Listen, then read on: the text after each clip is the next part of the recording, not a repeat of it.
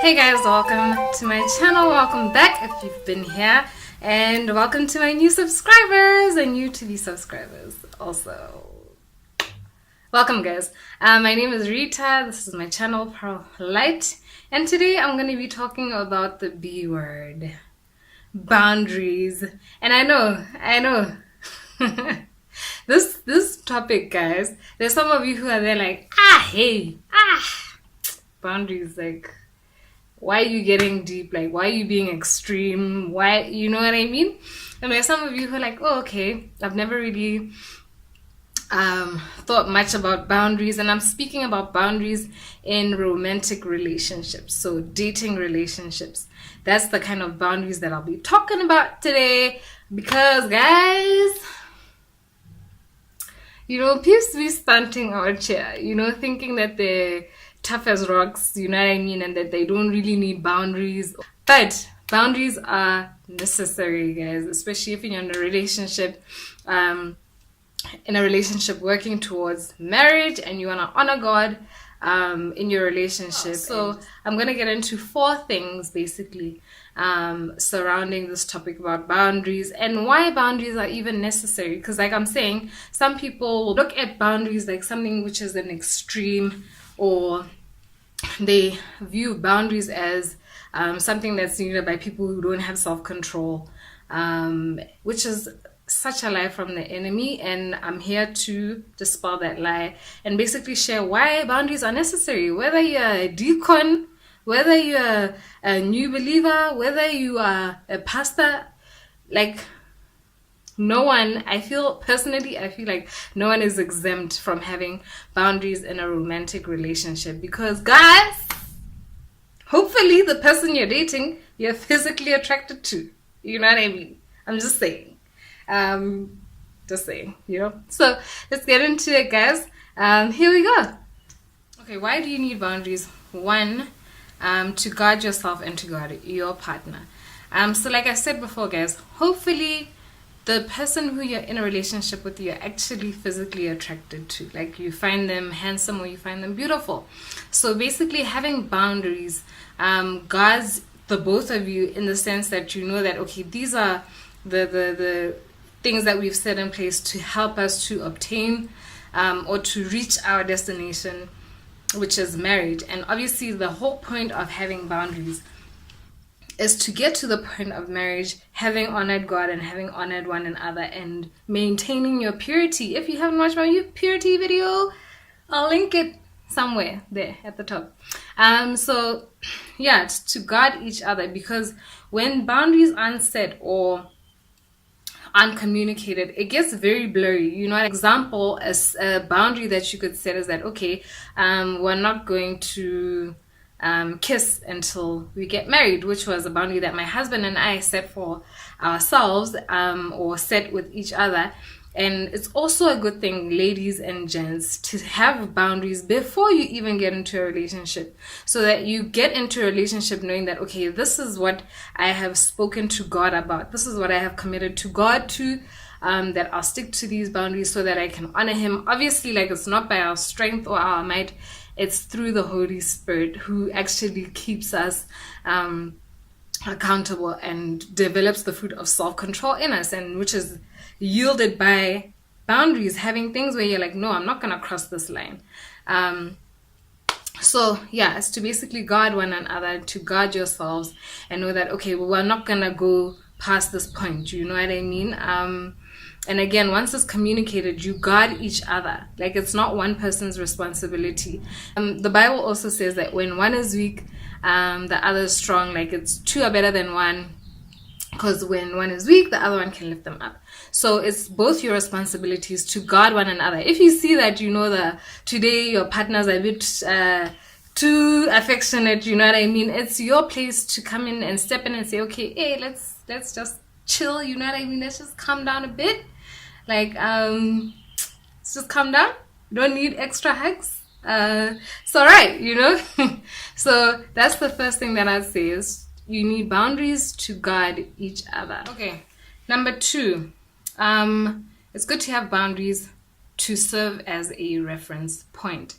Like I mentioned previously, that if you don't have any boundaries, you're just kind of all over the place. Like basically anything goes except for sex. So guys, in relationships, like I said, if you're physically attracted to this person, you're gonna have your days where you feel like you wish you could hug for a little longer, or you know what I mean, where there's just that attraction where it's just like, ish, he's so fine today, he's so fine. Like it's just human. Like we're meant to be physically attracted to each other. So as a reference point, and what I mean by that is that again, like I'm saying, there's seasons in the relationship where it can just get really real. You know what I mean? Like where the attraction, especially when you're getting closer to getting married, like the attraction just double. You know what I mean? Like it gets real. So this reference point, it having your boundaries as a reference point can help you kind of like every now and then just go back to your reference point or to your boundary and say, okay, how are we doing in terms of our boundaries? Like what do we need to tighten? Like what do we need to add? What can we be a little bit more lenient about? And for me, like, I don't know if I have an extreme personality or what, but I don't think I do personally. So, but I would rather, like, if, and I'll mention this in my next point again, I keep on getting excited and ahead of myself. So if sex is here, guys, I'd rather be like all the way there, far from, you know what I mean, from the falling point, basically. So having boundaries can serve as a reference point that, okay, these are the things that we said that are out of bounds for us in our relationship. And from time to time, it's good to go back to those things and say, okay, right now, where we're at in our relationship, how are we doing? What do we need to adjust? Like, what do we need to, do we need more security? You know? So definitely, like, boundaries help to serve as a reference point for your relationship. 3, boundaries help you to pace yourself. Guys, like, unless like you're into like sprints, shout out to team Get Married Real Quick, because I used to be on that team. Then God was like, you need to calm down real quick, you know. So just to pace yourself, guys, because like I'm saying, most relationships, let me say, like the average lifespan of a dating relationship is about like 2-3 years, right? So now if you're not pacing yourself, like if you don't have boundaries to help you pace yourself, like let's say for example, within 6 months you guys are already there kissing, you know what I mean, and fondling. It's kind of like, what are you gonna do when you hit 2 years? But you think it's still gonna be enough? Because the fact of the matter is, it's not gonna be enough, guys. Like, and that's the thing with sin. It gets to a point where it's not enough. And I mean, like, I've mentioned this to you guys before. I wasn't born saved. I got saved when I was around 23.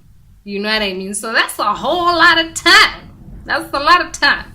You know? So pacing yourself is really important, and boundaries help you to pace yourself. Because like I'm saying, even in the world, you know what I mean, when I was dating in the world, I had told myself, and I mentioned this in my previous video as well, that I had told myself that no, I'm gonna wait till marriage, you know what I mean. But 1 2 kissing came through, and it got to a certain point where it just wasn't enough, you know what I mean. Your flesh wants more.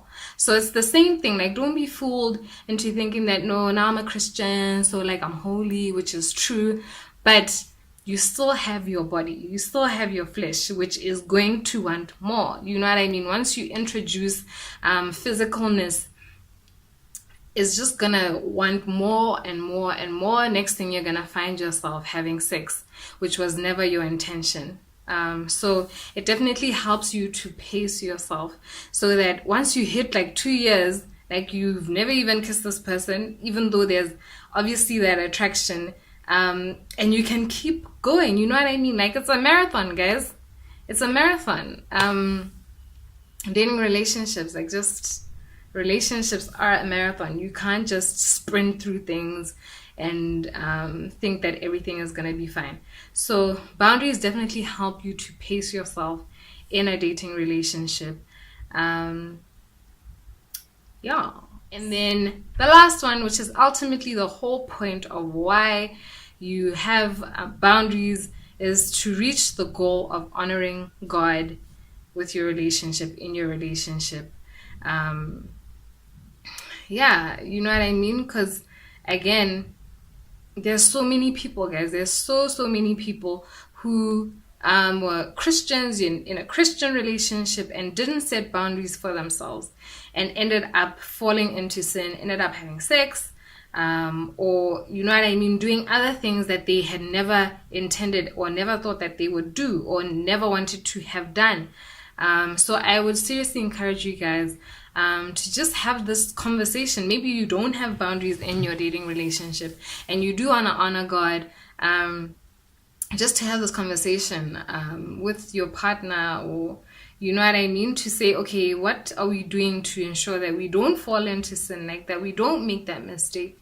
And again, like sometimes people can look at boundaries and think, that's so extreme, like you know what I mean, let's just go with the flow. Like obviously, like the Holy Spirit will tell us, guys, the Holy Spirit speaks to us all the time. You know what I mean? Even those people who fell into sin, the Holy Spirit was like, yay, pass up, you know? But it goes back to our bodies and our flesh and how it desires sin. You know what I mean? So sometimes like our fleshly desires will override what the Holy Spirit is saying, or it will cloud our judgment and cause us to choose to disobey God and disobey the Holy Spirit, even though that was never our intention and we truly desired to honor God in our relationship. So I want to just give a few examples of boundaries that you can set in your relationship. And once again, this goes back to you and the person that you're dating.